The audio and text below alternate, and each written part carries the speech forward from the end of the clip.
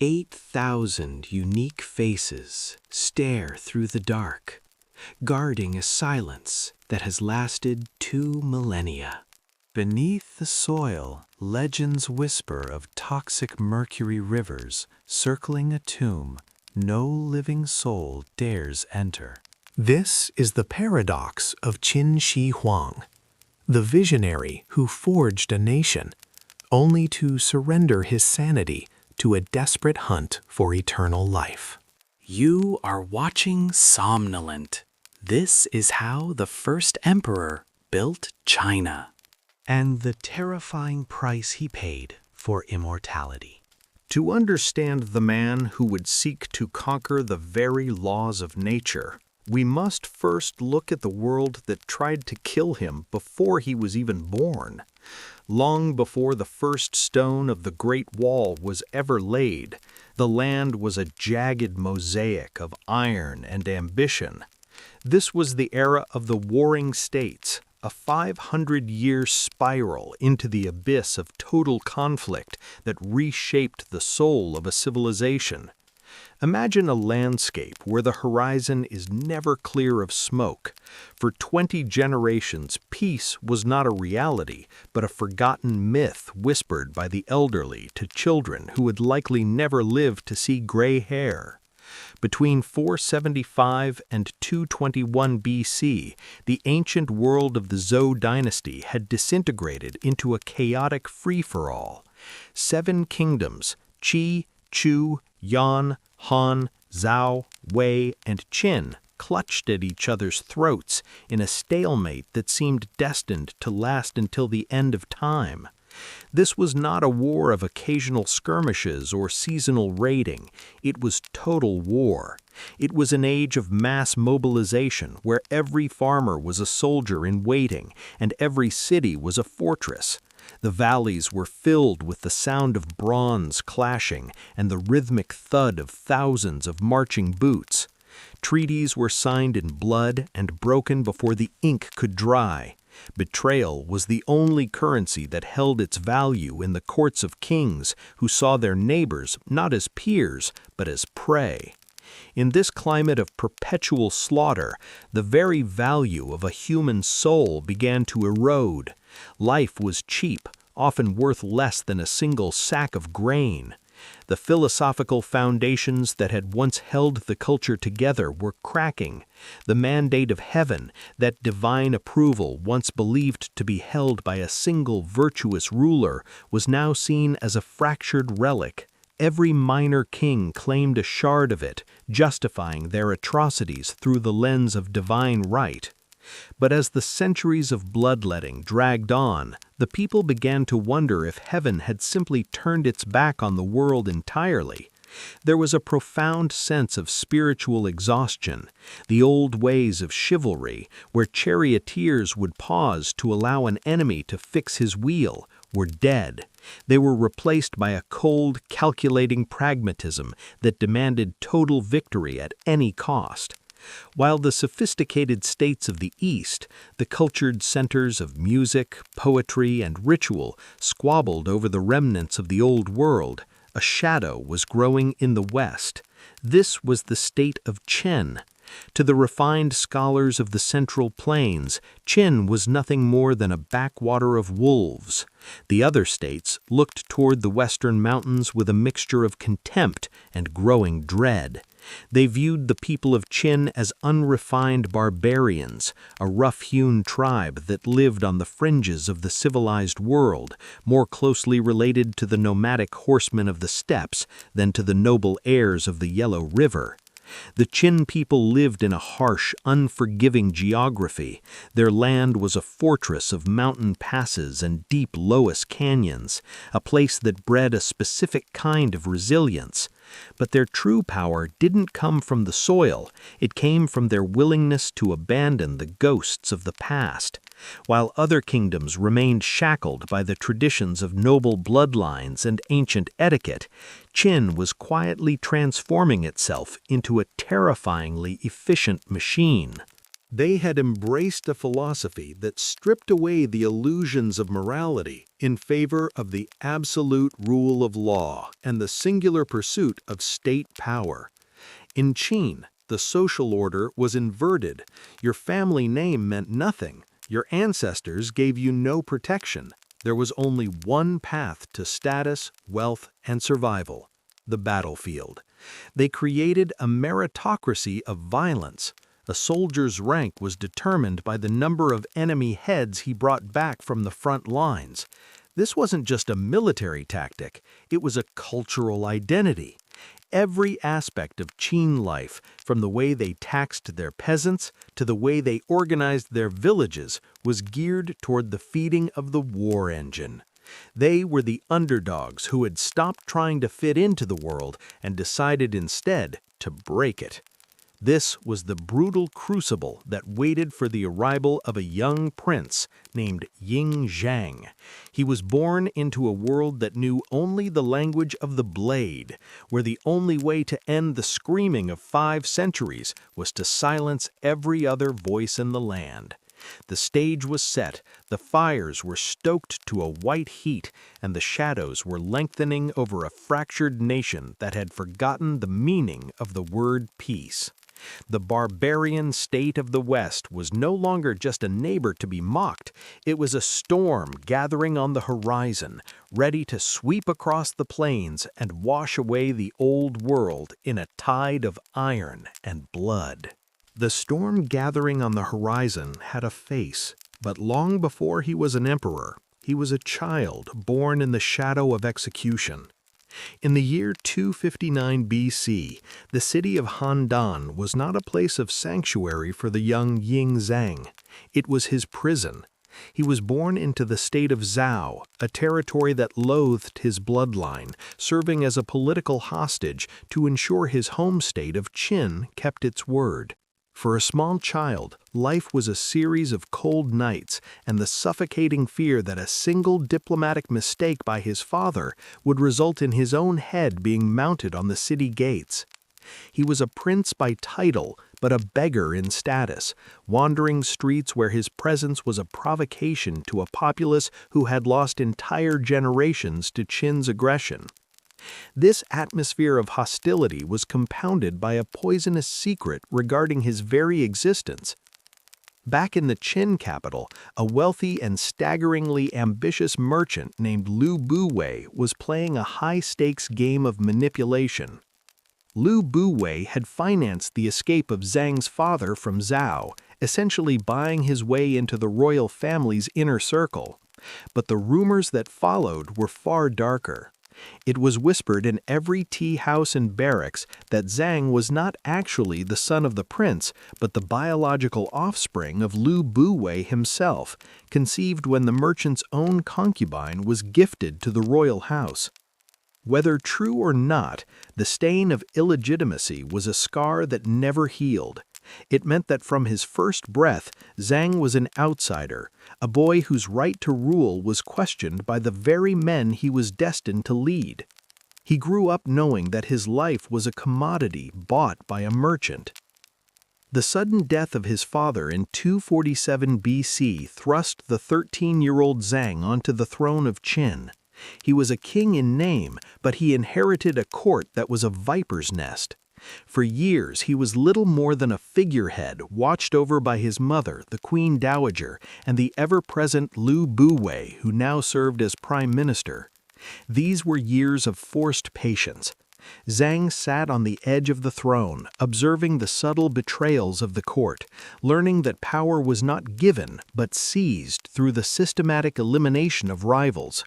He remained silent, a mask of stone hiding a growing resentment toward the adults who sought to control him.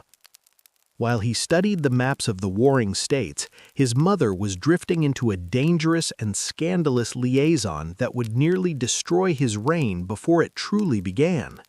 The Queen Dowager had taken a lover named Lao Ai, a man who had been smuggled into her quarters under the false pretense of being a eunuch. This was not merely a romantic indiscretion, it was a political coup. Lao Ai was granted titles and lands, eventually amassing a private army and fathering 2 secret sons with the queen. The goal was clear: to wait for the right moment to strike, kill the young king, and install Lao Ai's own bloodline on the throne. The betrayal came to a head in 238 BC. While Zhang was away at the ancient capital of Yang to perform his rites of manhood, Lao Ai stole the royal seal and launched an armed rebellion. It was the defining moment of Zhang's life. The boy who had spent his childhood as a hostage refused to be a victim a second time. He responded with a cold, calculated violence that would define his era. He did not just defeat the rebels, he erased them. Lao Ai was captured and subjected to the most brutal retribution allowed, his body pulled apart by 5 chariots in the public square. The 2 secret sons, Zhang's own half-brothers, were placed in sacks and beaten to death to ensure the rival bloodline ended forever. Even his mother was not spared. She was stripped of her dignity and banished to a remote palace. Finally, he turned his gaze toward Lu Buwei, the man who had facilitated his rise. Sensing the end, the merchant took his own life. By the age of 21, the young king stood alone. The people who should have loved him had betrayed him. The men who had guided him had tried to replace him. In the silence of the emptied court, the trauma of these early years forged a new kind of ruler. He had learned that the only person he could trust was himself, and the only way to ensure order was through the total, unyielding application of the law. The paranoia that would later drive him to build a tomb the size of a city was born here, in the blood-soaked corridors of his own palace. He was no longer just a king, he was a man who had conquered his own house, and now he turned his eyes toward the rest of the world. The internal fires of rebellion had been extinguished, but the flames of ambition were only beginning to roar. For the young King Zhang, the borders of Qin were not a shield, but a cage. To the east lay the 6 states, Han, Zhao, Wei, Chu, Yan, and Qi, fertile lands that had bled each other dry for centuries. For generations, the kings of these territories had played a perpetual game of shifting alliances and regional skirmishes. But Zhang did not intend to join their game. He intended to burn the board. The strategy he adopted was as cold as it was effective: befriend the distant while attacking the near. This was a diplomatic poison designed to paralyze the heart of the continent. Zhang sent vast quantities of gold and silk to the courts of Qi and Yan, the kingdoms furthest from his borders. He flattered their kings and bribed their ministers, convincing them that Qin's growing shadow would never reach their doors.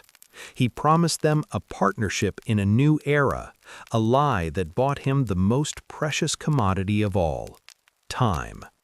While the distant states watched with a false sense of security, Zhang turned his full, terrifying attention toward his immediate neighbors. But diplomacy was merely the velvet glove covering a fist of mass-produced bronze.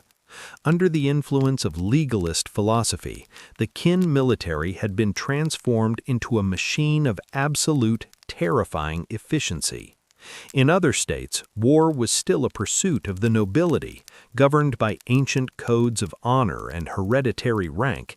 In Qin, war was an industry. The state had abolished the old feudal system and replaced it with a meritocracy built on a foundation of bone and blood. Social mobility in Qin was determined by a strict 20-rank system, and there was only one way for a commoner to climb it: the collection of enemy heads. A soldier did not receive a promotion for his bravery or his years of service. He received it for the physical proof of his lethality. This severed head system turned every infantryman into a hungry predator. To a Qin soldier, a battlefield was not a place of tragedy, but a field of opportunity. Capturing a high-ranking officer meant a grant of land, slaves, and a permanent rise in status for one's entire family. This hunger created a psychological advantage that was often more devastating than any weapon. Chroniclers from rival states described the Qin soldiers as tigers or wolves, men who discarded their heavy armor in the heat of battle to move faster, driven by a desperate, lethal ambition. This human ferocity was backed by the world's first truly standardized military logistics. Qin workshops turned out crossbow triggers with interchangeable parts, ensuring that a weapon broken in the mud of the Central Plains could be repaired in minutes. Their arrows were mass-produced to a single specification, allowing any archer to use any quiver. This was a war of numbers, resources, and cold logic. In 230 BC, the first domino fell. The state of Han, the smallest and most vulnerable of the rivals, was swallowed in a single overwhelming campaign. There was no grand struggle, there was only the methodical erasure of a border. 2 years later, the Qin legions turned their sights toward Zhao. This was a much harder prize, a kingdom of legendary horsemen and resilient warriors. But Zhang did not rely on strength alone. He used his gold to bribe a Zhao general's inner circle, sowing seeds of treason that led to the execution of Zhao's most capable defender.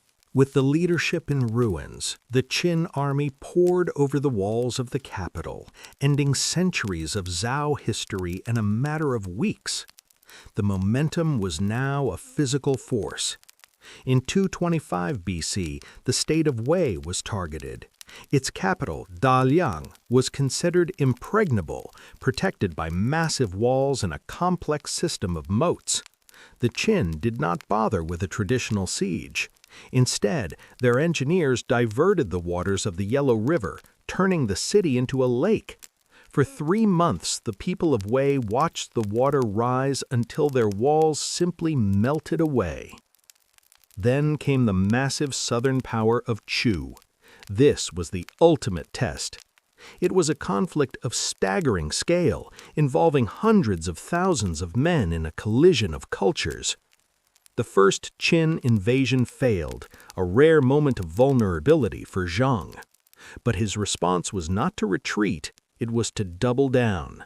He gave his veteran general, Wang Jian, the entirety of the Qin military, 600,000 men. It was a gamble that put the entire future of the dynasty on the line. In a war of attrition that lasted nearly 2 years, the Qin wore down the southern giant until it finally collapsed, its vast forests and river valleys falling under the shadow of the black Qin banners.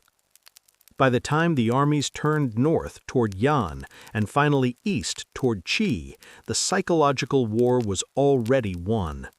The inevitability of Qin's victory arrived long before their soldiers did. In 221 BC, the king of Qi, who had spent a decade accepting Qin's bribes and ignoring the cries of his neighbors, realized too late that he was the last man at the table. He surrendered without a single arrow being fired. The Warring States period, a cycle of violence that had defined the known world for 250 years, was over. In just 1 decade of total war, the map had been wiped clean. The man who had once been a pressured king in a divided palace was now the master of everything the sun touched. He stood atop a mountain of broken crowns, the sole survivor of a world he had systematically dismantled. Now he faced a task even more daunting than conquest. He had to define what it meant to rule a world that had never before been won. The silence of the palace was not one of peace, but of a vacuum. He had emptied the known world of his rivals, yet in the stillness of his success, a new kind of threat began to hum. It was no longer the thunder of distant armies that kept him awake at night, but the soft scuff of a sandal on polished stone or the rustle of a silk sleeve in a dark corridor. To rule a world that had never been won required more than administrative genius. It required the absolute certainty that no hand could reach him. But in 227 BC, that certainty shattered in the most intimate of settings, leaving a wound that would never truly heal. From the northern state of Yan came an emissary named Jing Ke, bearing gifts of submission that seemed too significant for the king to ignore. He brought the head of a disgraced Qin general who had defected, a trophy of loyalty intended to lower the king's guard. More importantly, he brought a map of the Dukong district, a fertile and strategic territory the king of Qin had long coveted. The court was a stage of cold, suffocating formality, a space where every movement was governed by rigid protocol. No official was permitted to carry a weapon in the presence of the sovereign, and the royal guards were stationed far below the dais, unable to intervene without a direct vocal command. It was a vacuum of protection designed to honor the king's divinity, which instead became his cage. As Jing Ke approached the throne, the atmosphere was thick with the scent of heavy incense and the weight of historic expectation. He unrolled the scroll slowly, inch by inch, revealing the intricate topography of a land being surrendered. It was a masterful performance of subjection. But as the very end of the scroll was reached, the geography of paper gave way to the cold reality of steel. Hidden in the final fold was a poisoned dagger, its blade sharpened for a single, definitive purpose. The transition from diplomacy to murder happened in a heartbeat. Jing Ke seized the king's sleeve and lunged with the weapon. The king of Qin, a man who had orchestrated the fall of entire nations from a comfortable distance, was suddenly forced into a desperate, undignified scramble for his life. He tried to draw his own ceremonial sword to defend himself, but the blade was long and heavy, catching stubbornly in its scabbard as he panicked. He was a god king reduced to a man running in frantic circles around a bronze pillar, his heavy, ornate robes trailing behind him like clipped wings. The court watched in a paralyzed, horrifying hush. The law strictly forbade them from drawing steel, and the king was too breathless and terrified to shout the command that would bring the guards up from the lower levels. It was only the quick thinking of a royal physician who hurled a heavy medicine bag at the assassin that provided the necessary second of distraction. Voices from the ministers finally broke the spell, shouting through the chaos, "Put the sword on your back! King, put the sword on your back!" By shifting the long scabbard to his rear, he finally cleared the blade. With a single desperate arc of steel, he struck Jing Ke across the thigh, grounding the assassin. Even then, wounded and bleeding out on the palace floor, Jing Ke threw the dagger with a final burst of defiance. It missed, thudding into the bronze pillar with a dull metallic ring that would echo in the king's mind for the rest of his life. When the guards finally swarmed the floor and finished the work, the king of Qin did not simply return to his business. He sat on his throne for a long time, breathing heavily, the adrenaline curdling into a dark, permanent suspicion. This was the moment the conqueror died and the despot was born. He had looked into the eyes of a man who did not fear him, a man who had come within inches of ending his divine mission with a simple piece of sharpened metal. It terrified him more than any battlefield ever could. The assassination attempt didn't just fail, it backfired, fueling a fire of paranoia that would eventually consume the very empire he was building. He realized that as long as men possessed the capacity for individual will, his life was in danger. Kindness was now viewed as a vulnerability. Trust was a death sentence. To ensure his survival, the world had to be broken and remade in a way that left no room for the unexpected. The laws grew harsher, the punishments more creative, and the walls of his palace grew taller. He began to see every face as a mask and every gift as a threat. The man who had unified the warring states now declared war on the human spirit itself, convinced that only through absolute terror and total isolation could he truly be safe. This was no longer a mission of unification, but a desperate, frantic reach for immortality through a system of fear that would leave him the sole master of a silent world. The silence the emperor craved would be bought at the price of a total, systemic transformation.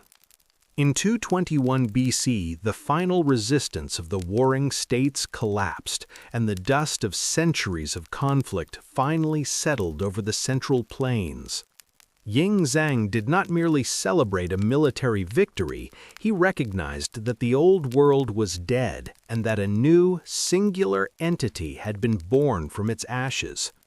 He looked upon a fractured landscape of competing lineages and saw not a collection of kingdoms, but a single body that required a single absolute soul to guide it. To mark this seismic shift, he discarded the title of king.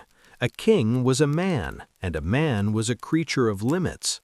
Instead, he reached into the deepest myths of antiquity to forge a title that suggested something eternal and divine. Qin Shi Huang, the first august emperor. This was not a simple rebranding, it was a metaphysical declaration that the mandate of heaven had found a permanent, singular vessel, and that the history of the world would now be measured from the moment of his ascension. With this stroke of a brush, the emperor moved to erase the very lines of the past. He understood that the feudal system, which had empowered local lords for generations, was the root of all instability. To prevent the rise of future rivals, he abolished the old fiefdoms entirely. In their place, he carved the empire into 36 commanderies, administrative districts governed not by hereditary aristocrats, but by bureaucrats appointed directly by the central throne. To ensure their loyalty, he forcibly relocated over 100,000 noble families from their ancestral lands to the capital of Xinjiang. There, under his direct supervision, they lived in gilded cages, stripped of their power and their connection to the soil. But true control required more than just redrawing maps. It required a common language of existence for 100 million subjects who had lived under different laws and customs for centuries. Before his reign, a merchant traveling north might find his currency worthless, his measuring jugs mistrusted, and his cart physically unable to navigate the roads of a neighboring region. The emperor demanded a ruthless uniformity. He mandated the use of the Ban Liang coin, a circular bronze piece with a square hole at its center, representing the earth held within the circle of the heavens. He standardized weights and measures across every province, ensuring that a bushel of grain or a length of silk carried the same value from the humid southern jungles to the frozen northern steppes. Perhaps his most radical act of unification was the stabilization of the written word. By streamlining the disparate scripts of the former states into a single simplified system known as the Small Seal script, he created a linguistic bridge that spanned the empire. While his subjects might speak in a dozen different dialects, they would all read the same laws, the same tax edicts, and the same official histories. Even the very wheels of commerce were brought into alignment. He decreed a standard width for wagon axles, ensuring that every vehicle in the empire could fit into the ruts of the newly constructed imperial road system. This network of highways, including the massive straight road that cut through mountains and valleys, allowed his armies to move with a speed that defied the geography of the ancient world. Yet even as he bound the interior of his empire together with these logistical chains, his eyes turned toward the darkening northern horizon. The nomadic Xiongnu tribes remained a persistent shadow on the edges of his vision, a threat to the order he had bled to create. His response was a project of such staggering ambition that it would redefine the very shape of the earth. He did not merely build a wall, he commanded the massive effort to link and expand the existing fortifications of the fallen states into a single, unbroken barrier. Thousands of miles of earth, stone, and brick began to crawl across the jagged mountain ridges and the sweeping desert plains. This was the birth of the Great Wall, a physical manifestation of his desire to separate civilization from chaos, to draw a line that no outsider could ever cross. But these logistical miracles were fueled by a currency of bone and blood. To build the roads, to dig the massive canals, and to raise the Great Wall, the emperor turned his entire population into a state-owned labor force. Under the harsh philosophy of legalism, the individual was nothing more than a tool for the state's survival. Hundreds of thousands of farmers were torn from their fields and forced into grueling marches toward the frontiers. The conditions were catastrophic. In the high mountain passes, the winter winds cut through thin rags, and in the summer heat, disease ravaged the crowded work camps. History suggests that for every mile of wall completed, thousands of men may have perished. Their bodies were often buried within the earthworks themselves, leading later generations to whisper that the Great Wall was the longest cemetery on the planet. The order Qin Shi Huang brought was a cold and heavy one, a peace forged in the fires of absolute discipline, where the price of a unified world was the systematic breaking of the human spirit.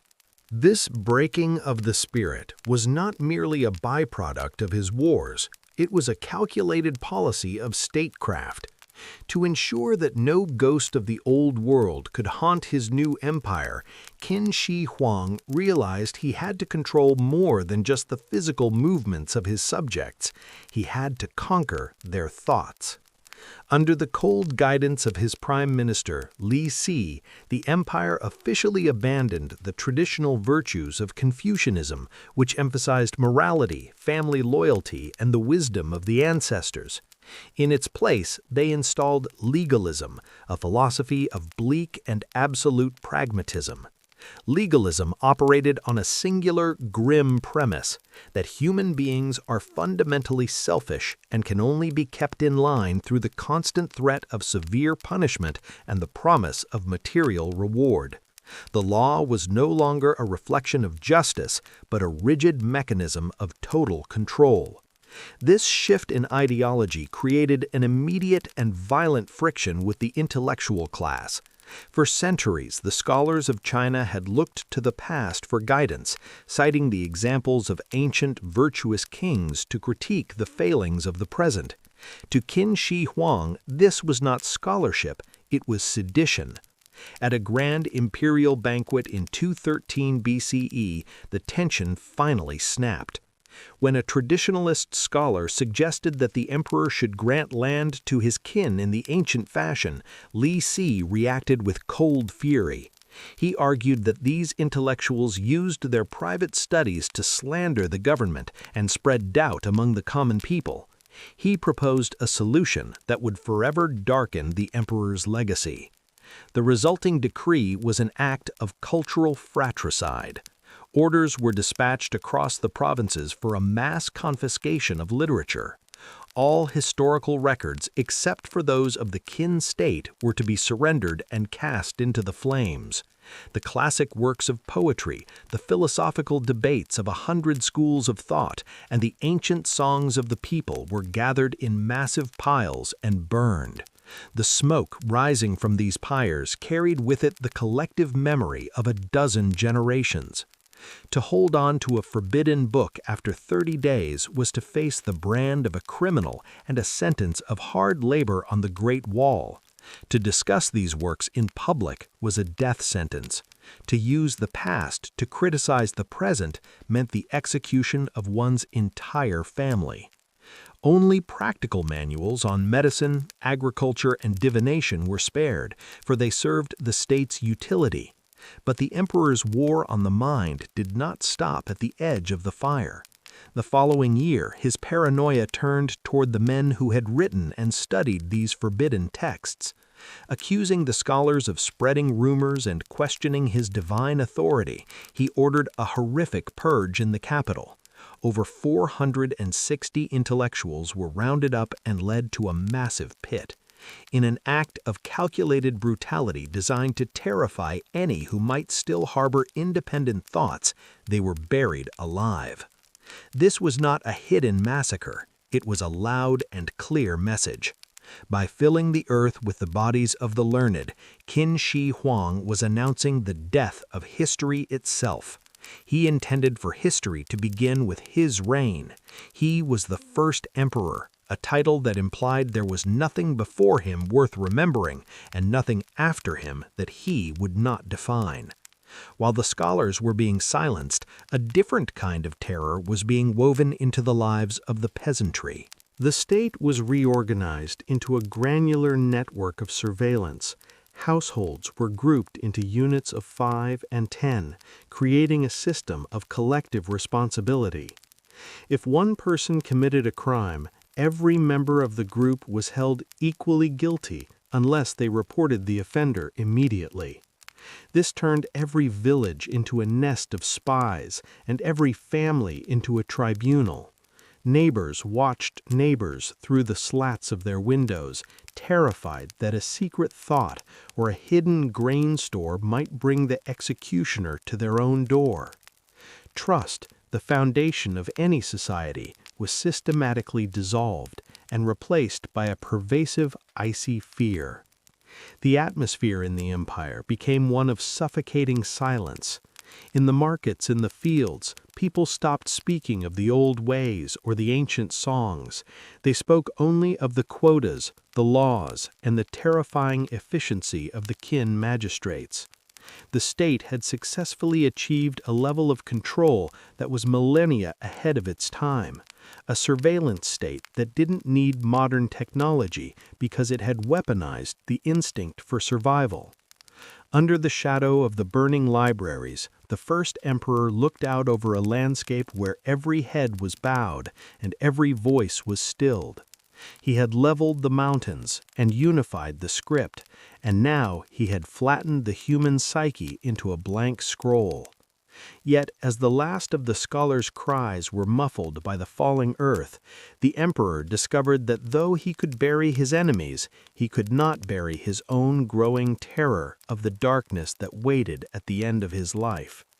Even with the past erased and the present paralyzed, he remained a man haunted by a future he could not control. That future, once a distant shadow, now loomed over the first emperor like a mountain about to crumble. The man who had broken the bones of 6 warring nations and reshaped the earth itself found he could not command his own pulse to stay steady. For Qin Shi Huang, the conquest of the physical world was complete, but it was a hollow victory if he was only destined to rot in it like a common peasant. The wall he built against the northern tribes could not stop the encroachment of age, and the laws he wrote could not govern the spirit world. This realization triggered a frantic shift in his priorities, turning the architect of an empire into a desperate fugitive running from his own mortality.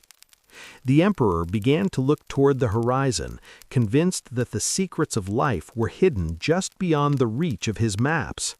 He turned his attention to the Eastern Sea, where the mist was said to hide the legendary islands of the Immortals. These were the lands of Peng Lei, where the herbs of eternal life supposedly grew in abundance. To find them, he did not send generals or spies, but a court sorcerer named Xu Fu. In a display of staggering resources and chilling disregard for his people, the emperor provided Xu Fu with massive ships and 3,000 young children, virgins whose purity was meant to appease the spirits guarding the divine mountains. They carried with them enough grain and supplies to last for years, a floating city dispatched to bargain with the gods. Qin Shi Huang stood on the cliffs of the Shandong Peninsula, watching the sails vanish into the gray expanse of the Pacific. He waited for news that never came. History suggests that Xu Fu, realizing the futility of the search and fearing the emperor's legendary wrath, chose never to return. Instead, the legend holds that he and the 3,000 children found a new home among the islands that would one day become Japan, leaving their sovereign to wither on the shore. The silence from the sea only fed the emperor's growing hysteria. If the gods would not grant him the secret, he would force his court alchemists to manufacture it from the elements of the earth. These alchemists, known as the Fangxi, operated in the shadows of the palace, mixing concoctions that they promised would turn the emperor's blood into something divine. They focused on cinnabar, a heavy, blood-red ore that, when heated, released a shimmering liquid metal, mercury. To the ancient mind, the sight of a metal that flowed like water was nothing short of miraculous. It was seen as the concentrated essence of the stars, a substance that defied the laws of the solid world. Qin Shi Huang began to consume this liquid silver in the form of pills and tonics, believing that by saturating his body with this heavy metal, he would become as unyielding and eternal as the bronze of his own ritual cauldrons. But the elixir was a slow-acting poison. As the mercury accumulated in his system, the emperor's descent into madness accelerated. The physical symptoms were likely agonizing: tremors that shook his hands, a metallic taste that fouled his breath, and the slow failure of his kidneys. More devastating, however, was the psychological rot. Mercury poisoning causes irritability, extreme paranoia, and vivid hallucinations. The man who had once been the most pragmatic strategist in history became a captive of his own delusions. He began to fear that he was being hunted by invisible demons, and that the spirits of those he had slaughtered were coming to claim him before he could achieve godhood. To hide from these spectral enemies, he turned his capital of Xianyang into a sprawling, paranoid labyrinth. He ordered the construction of over 270 separate palaces, all connected by a network of high-walled galleries and subterranean tunnels. He moved through these passages like a ghost, never sleeping in the same room for 2 consecutive nights. He declared that any member of his court who revealed his location would be executed instantly, along with their entire family. He stopped referring to himself by the traditional imperial titles and instead adopted the name Zhen Ren, or the True Man, a term for a being who had ascended beyond the reach of death and the view of common men. He lived in total isolation, surrounded only by eunuchs and high-ranking officials who were sworn to silence. The empire was governed by a phantom, a ruler who was heard but never seen. While his bureaucrats continued to standardize the weights and measures of the land, the man at the center of the machine was losing his grip on reality.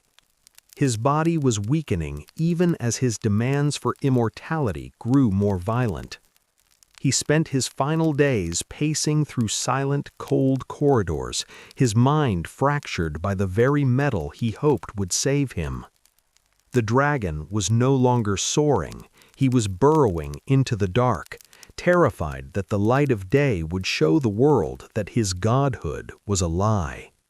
He had conquered the world of the living, only to find himself a prisoner of the dead before he had even drawn his last breath. This looming imprisonment demanded a sanctuary that rivaled the scale of his living empire. If he could not escape the grave, he would transform it into a palace capable of containing his ego. This was not a mere burial plot. It was a shadow empire, a subterranean mirror of the world he had spent his life crushing into submission. For 38 years, while the world above shifted under his legalist iron fist, the earth beneath the northern foot of Mount Li was hollowed out to create a necropolis of staggering proportions. This project required a workforce of 700,000 laborers, a number that exceeded the populations of most major cities of the era. These men were a mixture of convicts, debt slaves, and forced conscripts, many of whom would never see the sun again. They were the engine of his obsession, the human fuel consumed to ensure that his transition into the afterlife was not a descent into darkness, but a continuation of his reign. For centuries, the true extent of this ambition remained a legend buried under layers of loess and time. It was not until 1974, when a group of farmers digging a well stumbled upon a fragment of terracotta, that the modern world began to grasp the scale of the emperor's paranoia.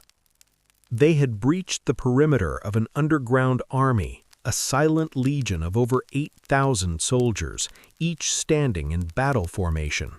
These were not mass-produced figures cast from a single mold. Every face was unique, capturing the diverse ethnicities and expressions of a unified China. There were infantrymen, archers, cavalry, and high-ranking officers, all originally painted in vibrant hues of crimson, azure, and gold. They stood there, frozen in time, guarding the eastern approach to their master's tomb, ready to engage any demons or vengeful spirits that might dare to challenge the dragon in his eternal rest. But the Terracotta Army was merely the outer garrison of a far more complex city. Historical accounts provided by the Han Dynasty historian Sima Qian describe a central burial chamber that defies belief. He wrote of a cavernous hall where the floor was a map of the entire Middle Kingdom. To mimic the great rivers of China, the Yangtze and the Yellow River, the engineers devised a system of mechanical pumps that circulated liquid mercury through carved channels. This toxic, shimmering silver liquid endlessly flowed toward a miniature ocean. Above this liquid landscape, the ceiling was encrusted with pearls and precious stones, arranged meticulously to represent the constellations of the night sky.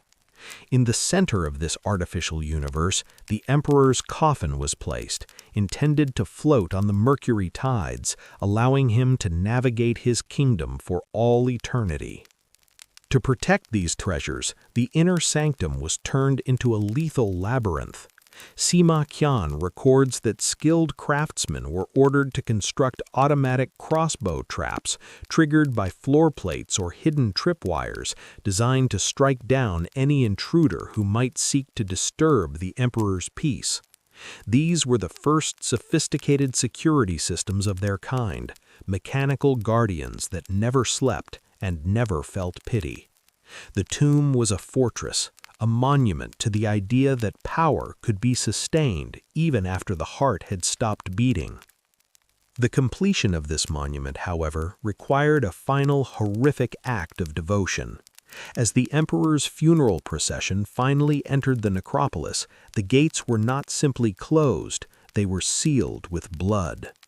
History records that the second emperor, fearing that the secrets of the tomb's mechanics and its vast treasures would be leaked to grave robbers, ordered a purge. Once the emperor's coffin was positioned and the artisans had finished their work, the middle and outer gates were slammed shut, trapping the workers inside. These architects, engineers, and laborers, the very men who had spent their lives building the emperor's dream, were buried alive in the dark, their dying breaths the only sounds left in the silence of the vault. They were not the only ones sacrificed to the emperor's vanity. Scores of his concubines, those who had not borne him children, were ordered to follow him into the earth. It was a cold, calculated move to ensure that he would lack nothing in the next life. The screams of these women and the desperate scratching of the artisans against the stone doors were the final echoes of the first emperor's reign. Above them, the mound was covered with grass and trees to make it look like a natural hill, hiding the mass grave of thousands beneath a facade of tranquility. The secrets of the tomb remained hidden for 2 millennia, protected by the very cruelty that had built it. The emperor had finally achieved his goal. He was no longer a man, but a god of the underworld, ruling over a silent city where the only law was his own and the only witnesses were the dead. The silence of that kingdom was not enough. To truly outrun his mortality, the emperor believed he had to remain in constant motion, a shifting target for the spirits of death.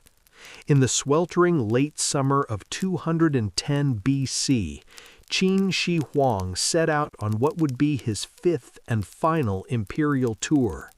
He traveled with the full weight of his court, a winding procession of silk and bronze moving across the eastern provinces. He was 50 years old, an age that should have signaled the height of his power, but his body was a fragile shell. Years of consuming alchemical concoctions, mercury-laden pills promised by charlatans to grant him divinity, had instead begun to erode his mind and his organs. He was a man chasing the horizon, desperately seeking the mythical islands of the immortals, oblivious to the fact that the shadow he had spent his life fleeing was now walking beside him in every step. The end came unexpectedly at the Shachu Terrace. 2 months into the journey, the emperor collapsed. In a remote palace far from the capital of Xi'an, the first August celestial emperor, the man who had unified the warring states and bent the earth to his will, drew a final, jagged breath. There was no thunder, no divine ascension, and no celestial choir. There was only the heavy, humid air of the North China Plain and the sudden, terrifying silence of a power vacuum. For his closest advisors, the Prime Minister Li Si and the powerful eunuch Zhao Gao, the emperor's death was not a moment for mourning, but a crisis of survival. They knew that if the news broke while they were far from the seat of power, the empire would fracture into 1,000 pieces. More importantly, they knew their own lives depended entirely on who took the throne next. The rightful heir was Fusu, the emperor's eldest son, a man known for his discipline and his vocal criticism of his father's more brutal policies. Li Si and Zhao Gao feared him. They knew that under Fusu's reign, their influence would be stripped away and their past crimes would likely be brought to light. In the dim, flickering light of the emperor's private quarters, while the ruler's body was still warm, the conspiracy was born. They decided to suppress the news of the death. To the outside world, the emperor was merely resting, indisposed by a minor illness brought on by the heat. Behind closed doors, they forged a decree. Using the emperor's own imperial seal, they sent a command to Fusu at the northern border, a cold, clinical order to commit suicide for supposed failures in his duty. It was a calculated strike that cut the throat of the empire's future before it could even begin. The return journey to the capital was a theater of the grotesque.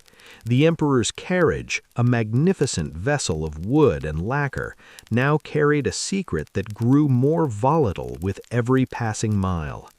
It was the height of the summer heat. The temperatures soared, and the first emperor's body began to liquefy. The stench of decomposition soon started to seep through the heavy silk curtains, threatening to betray the secret to the soldiers and servants marching alongside the procession.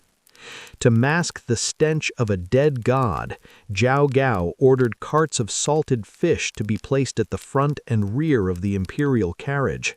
The pungent, briny odor of dead sea life filled the air, mingling with the sweet incense and the rhythmic clatter of horse hooves. The irony was absolute. The man who had sought to become a transcendent being, who had built a mountain to house his eternal soul, was now nothing more than a source of decay, hidden behind the reek of cheap fish. Day after day, the caravan rolled on toward Xianyang. Zhao Gao and Li Si continued the charade, bringing food to the carriage and pretending to receive muffled instructions from behind the screens. The soldiers bowed to a corpse. The people knelt in the dust for a ghost. In the shadows of the carriage, the empire was already beginning to unravel, fueled by the very deception meant to save it. When the gates of the capital finally opened to receive the first emperor, they were not welcoming a living legend, but a secret tragedy.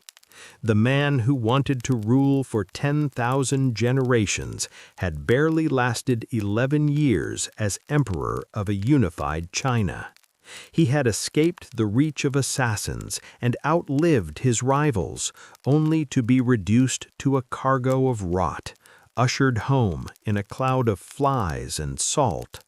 The kingdom of shadows he had built for himself was finally ready, but it was not the victory he had envisioned. It was merely a hole in the ground, waiting for a man who had forgotten that even a god must eventually return to the earth. The earth did not tremble when he finally stopped breathing. There was no celestial roar, no sudden darkening of the sun to mark the passing of the man who had claimed the mandate of heaven for himself. Instead, there was only a stifling, heavy silence inside the royal carriage as it rolled through the heat of the eastern provinces. The first emperor was dead, but the world he had built was so terrified of his shadow that his death had to be treated as a state secret. To prevent a coup or a general uprising, the chief eunuch Zhao Gao and the prime minister Li Si devised a macabre ruse. They placed carts of rotting salted fish at the front and back of the imperial procession to mask the stench of the emperor's decomposing body as they made the long journey back to the capital. The man who sought to live forever was reduced to a foul odor hidden behind the smell of dead seafood, a silent passenger in a gilded cage, returning to the soil he had spent his life trying to transcend. The grand vision of a dynasty that would endure for 10,000 generations began to unravel before the body was even cold. The transition of power was not a passing of the torch, but a bloody struggle for survival behind closed doors. Through a forged decree, the rightful heir, the eldest son Fusu, was commanded to commit suicide. In his place, the conspirators installed Hu Hai, the emperor's youngest and most pliable son, as the second emperor. He was a man who possessed all of his father's cruelty, but none of his vision. All of the arrogance, but not a shred of the discipline. Hu Hai became a puppet, isolated within the palace walls by Zhao Gao, while the machinery of the state began to grind itself into dust. Outside the palace, the atmosphere was thick with resentment. The people had been pushed beyond the limits of human endurance. For years, they had been the fuel for the first emperor's ambitions, providing the labor for the Great Wall, the roads, and the massive necropolis that now housed his remains. The laws were rigid, the punishments were absolute, and the taxes were a crushing weight that left the peasantry with nothing but their anger. The social contract was not just broken, it had been incinerated. The terror that had once kept the population in check began to lose its potency as soon as the peasants realized they had nothing left to lose. The spark that ignited the powder keg was a simple matter of logistics. A small group of 900 conscripted laborers was marching toward their duty station when heavy rains delayed their arrival. Under the strict legalist code of the Qin, failure to arrive on time was a crime punishable by death. Facing execution regardless of their actions, two lowly officers named Chen Shen and Wu Guang looked at their fellow men and asked a question that would echo through the centuries. Are kings and nobles, generals and ministers made of a different kind of blood? They chose to fight. What began as a desperate act of survival by a few hundred men transformed into a wildfire of rebellion that swept across the landscape. The commoners, the former aristocrats of the conquered states, and even disgraced soldiers rose up to tear down the black banners of the Qin. The second emperor, kept in a state of blissful ignorance by his advisors, was told these were merely thieves and bandits, easily dispersed. But the bandits were an army of the dispossessed. Within 3 years of the first emperor's death, the empire was in total collapse. The capital of Shenyang, once the most powerful city in the known world, was breached. The great palaces were looted and set ablaze, the fires reportedly burning for 3 months, turning the architectural wonders of the unification into piles of ash. The lineage of Qin Shi Huang was systematically hunted down and extinguished. The dynasty that was meant to last for eternity had crumbled in less time than it takes to build a single section of the Great Wall. Yet as the smoke cleared and the fires died down, a strange and enduring paradox emerged from the ruins. The house of Qin was gone, but the house it had built remained standing. The rebels who had torn down the emperor's banners soon found that they could not govern without the tools he had invented. When the Han dynasty eventually rose from the chaos to claim power, they did not discard the innovations of the man they called a tyrant. They looked at the scorched earth and realized that the first emperor had provided them with a blueprint for a state that could actually function on a continental scale. He had created a system where power flowed from a single center, governed by a professional bureaucracy rather than a patchwork of feuding warlords.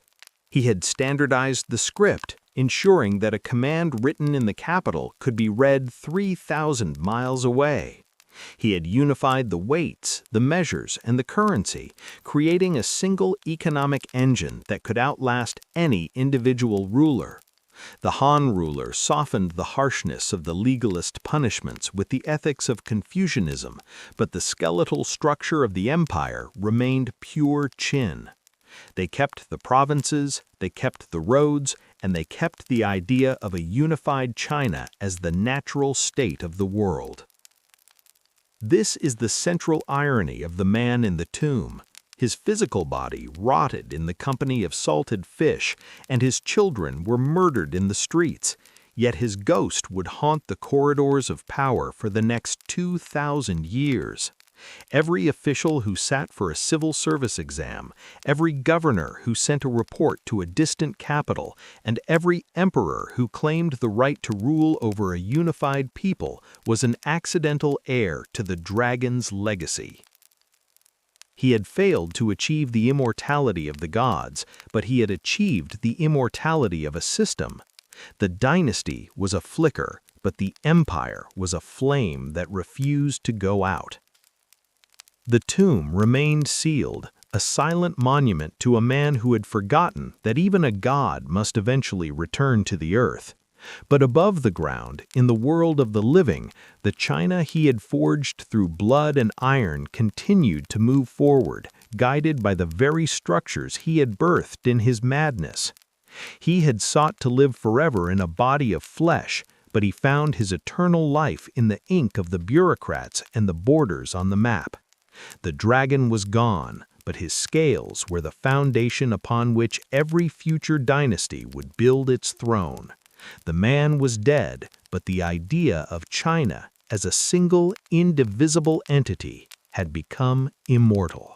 In the end, the first emperor did not need 1,000 generations of his own bloodline to secure his place in history.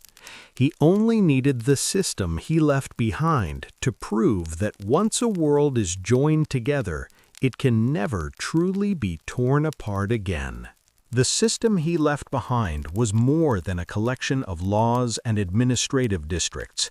It was a blueprint for an identity that would endure long after his own bones turned to dust. When we look at a map of East Asia today, we are looking at the shadow of his ambition. It is an extraordinary irony that while the first emperor is often remembered in his own land as a figure of controversy, the rest of the world knows his country by his name. The word China is a phonetic echo of Qin.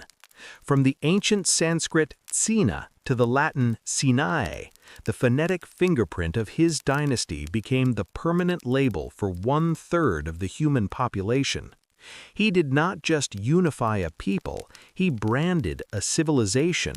While his successors in the Han dynasty would later soften the edges of his brutal legalism with the gentler tenets of Confucianism, they never abandoned the structure he built.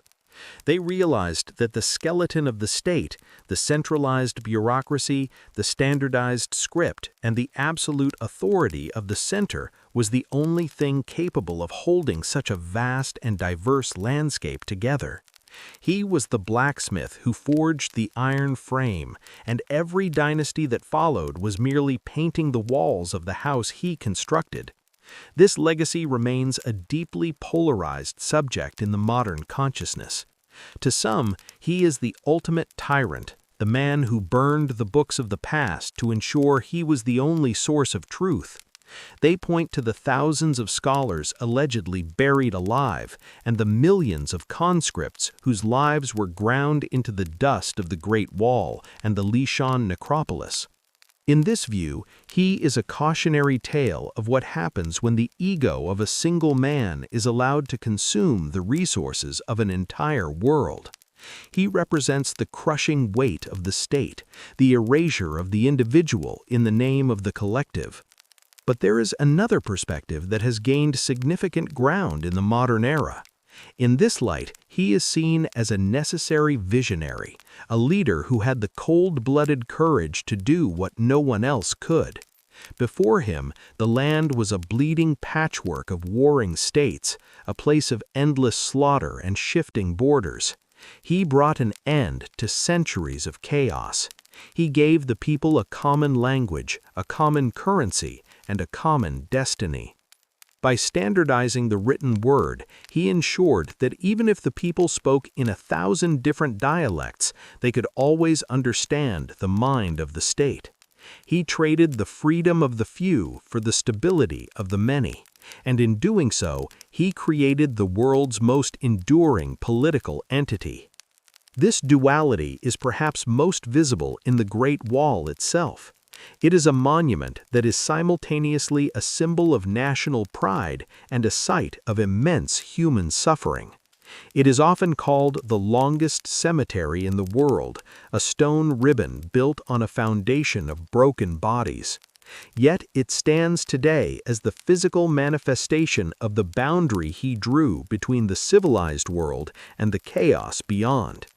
It is a reminder that the peace of the interior was bought with the blood of the periphery. This tension between the greatness of the achievement and the horror of the cost is the central theme of his story. He remains a figure who cannot be easily categorized, a man who was both a genius and a madman, a savior and a butcher. As we move toward the center of his final resting place, the weight of this history becomes almost physical. In 1974, When a group of farmers digging a well stumbled upon the head of a clay soldier, they had no idea they were about to wake a sleeping empire. The discovery of the Terracotta Army was a revelation that changed our understanding of the ancient world. These were not just statues, they were a silent, immortal legion, numbering in the thousands, each one possessing a unique face, unique armor, and unique weaponry. They were arranged in precise battle formation, facing east, ready to strike down any ghost or demon that dared to threaten their master in the afterlife. The scale of the project is staggering.